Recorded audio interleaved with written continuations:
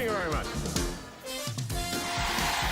The biopic has been around forever. Wrong kid died. It seems like every famous musician, actor, politician, scientist, and children's toy has had their own story told on screen. What's it called? It's called the Game Boy. However, they rarely deviate from a certain formula, and because of that, they're pretty predictable. So, when I learned that Sophia Coppola, who is famous for this, Dad? was making a biopic about the former wife of Elvis, Priscilla Presley, I wondered if they would still somehow follow all of those biopic tropes, or if they would delve into something new. Do you like women with giant hair? Yup! Well, then I've got a movie made just for you. Hold on to your beehive, kids, because today we're going to take a look at Priscilla.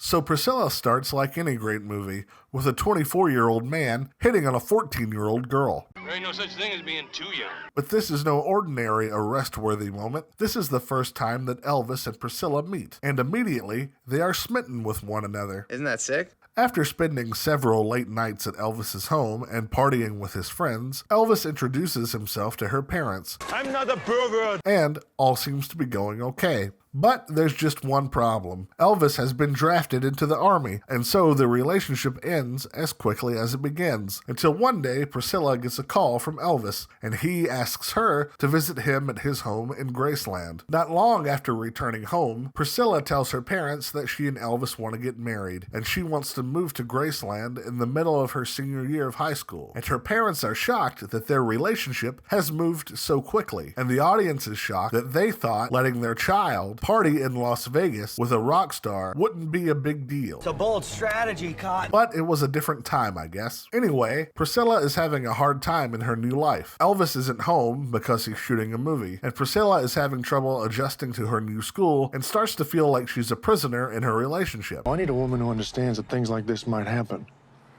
Are you gonna be here or not? But after Elvis comes home, things start to look up as he showers her with all the things that a woman could ever want, like lavish clothing, makeovers, and firearms.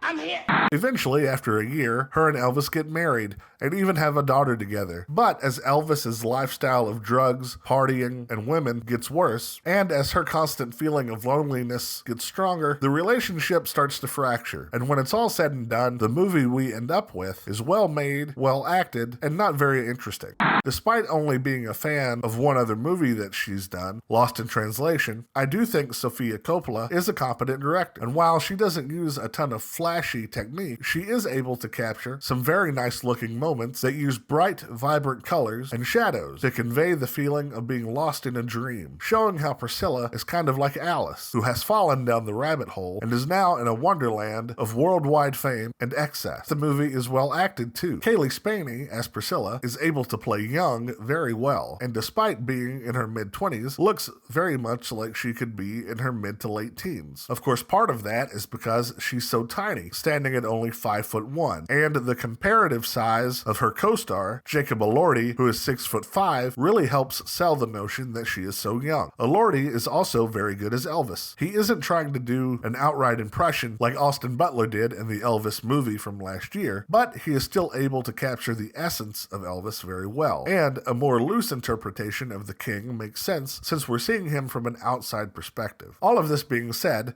the movie suffers from the fact that despite a decade of time passing, nothing really seems to happen. But I feel like this is intentional. It seems to me like Sophia Coppola is trying to convey how alone Priscilla was for the 10 years that she and Elvis were in a relationship. Alone in the sense that Elvis was gone, shooting movies, making albums, and so on, and alone because no one, save for a certain NFL tight end, could possibly know what it's like to be in a relationship with the most famous person on the planet. And if this is what she's trying to convey, I think she accomplished her goal. I'm just not sure that this will connect with audiences. Heck, I'm not even sure that I connect with it. I'm just trying to give you the best, most objective review I can. So with that in mind, I would have to say that this would probably be a better experience on streaming. It won't be hitting streaming until summer of next year, but I really think you're better off just waiting for that. For me, the movie doesn't offer enough of a reason to go see it on the big screen. Well, that's it for this one, folks. Have you seen Priscilla? What did you think about it? Leave a comment below and let me know. As always, thanks so much for being here, and I'll see you next time.